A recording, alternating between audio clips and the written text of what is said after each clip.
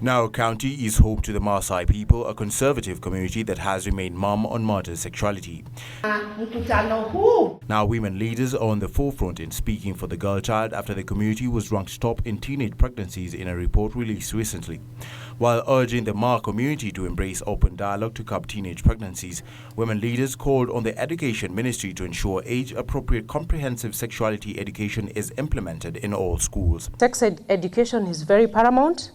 I know within our culture, some of these topics are taboo, and I think that's where the problem begins. Because if I give an example of the Ma community, it is very rare to find these days a mother and a girl sitting together and talking openly about sex.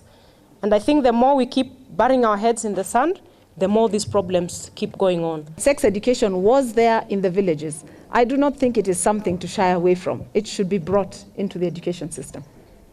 According to statistics released by the Population Council, Narrow County leads at 40% against a national prevalence of about 18%. The leaders are against the provision of contraceptives to sexually active school-going children.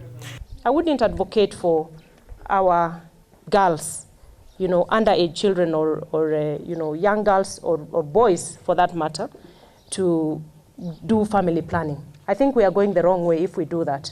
The thing to do is go back to the basics of our values and morals. The latest survey also places Narrow County top in early marriages, women illiteracy levels, and low uptake of family planning usage. USAID Senior Health Advisor Dr. Sheila Masharia urged the women leaders to champion for the rights of the girls by speaking against the barbaric cultural practices. That we must address the barriers that prevent girls from getting ahead, that prevent girls from getting education. And this includes getting married too early and some of the cultural practices that place barriers.